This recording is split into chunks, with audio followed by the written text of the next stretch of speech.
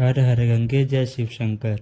कुंभ के मेले का इतिहास। कुंभ मेला दो शब्दों कुंभ और मेला से बना है। कुंभ नाम अमृत के अमर पात्र या कलश से लिया गया है, जिसे देवता और परंतु इसके बारे में जो प्राचीन वर्णन मिलता है वह सम्राट हर्षवर्धन के समय का है, जिसका चीन के प्रसिद्ध तीर्थ यात्री हेमसांग द्वारा किया गया है।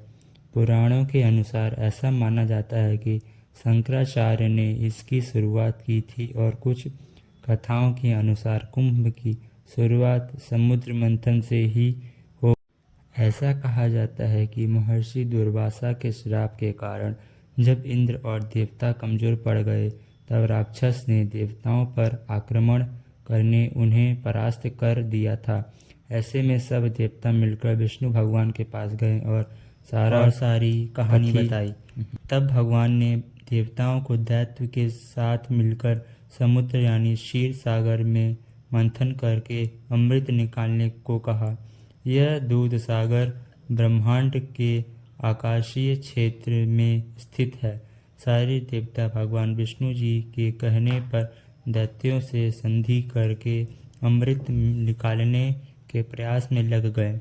जैसे ही समुद्र मंथन से अमृत निकला, देवताओं के इशारे पर इंद्र का पुत्र जयंत अमृत कलश लेकर उड़ गया।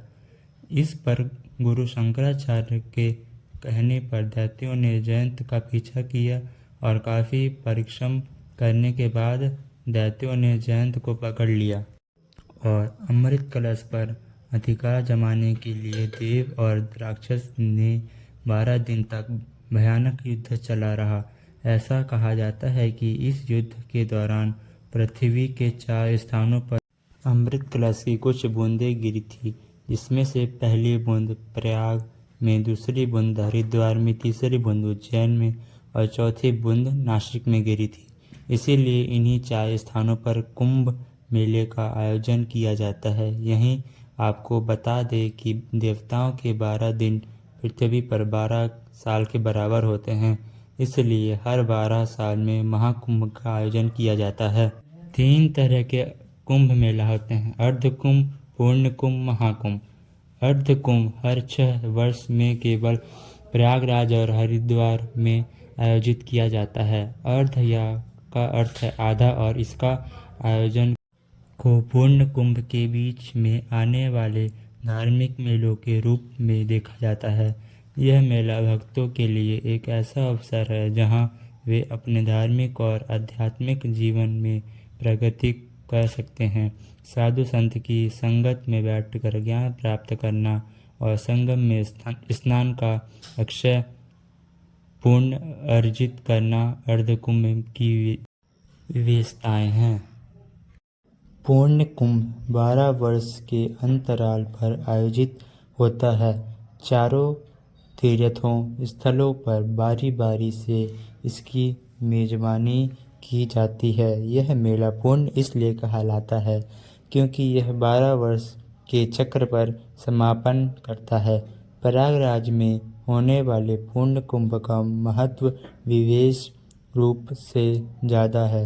मान्यता है कि यहाँ संगम में स्नान करने से समाप्त पापों का क्षय होता है और साधक जीवन में मोक्ष प्राप्ति की ओर अग्रसर होता है। महाकुंभ का आयोजन हर 144 वर्षों में केवल प्रयागराज में होता है। यह 12 पुण्य कुंभों के बाद आता है और इसलिए इसे महाकुंभ का दर्जा प्राप्त होता है। इस आयोजन का महत्व इतना अधिक है कि इसे देखने और अनुभव करने के लिए दुनिया भर से करोड़ों लोग आते हैं। महाकुंभ एक ऐसा आयोजन है जहां आध्यात्मिकता और विज्ञान का अद्भुत संगम होता है। कुंभ के दौरान ग्रहों और नक्षत्रों की स्थिति पर विशेष ध्यान रखा जाता है, जो ज्योतिषीय दृष्टि से अत्यंत महत्वपूर्ण माना जाता है।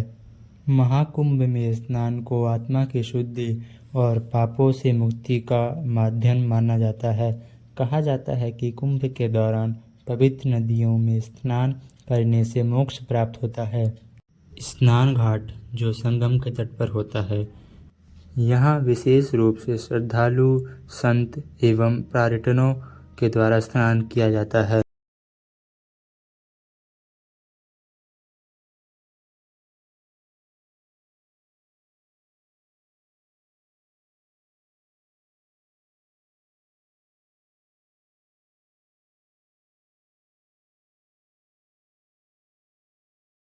शाही स्नान मकर संक्रांति, वसंत पंचमी, माघ पूर्णिमा एवं शिवरात्रि यह प्रमुख स्नानों की तिथि है। प्रयागराज में अखाड़ों का क्षेत्र भी होता है, जहाँ विभिन्न संत समुदायों और साधुओं के संगठन जैसे नागा साधु, सन्यासी, बैरागी आदि का स्थान होता है। इस साल यानी 2025 को यह शुभ घड़ी आई है। आज 144 साल पूर्ण होने को आए और इस साल प्रयागराज में महाकुंभ मेला। आगे की जानकारी जानने के लिए हमारे चैनल अरुणा कथा सागर को सब्सक्राइब करिए और हमारे वीडियो को लाइक शेयर सब्सक्राइब जरूर करिए। धन्यवाद। जय श्री राम।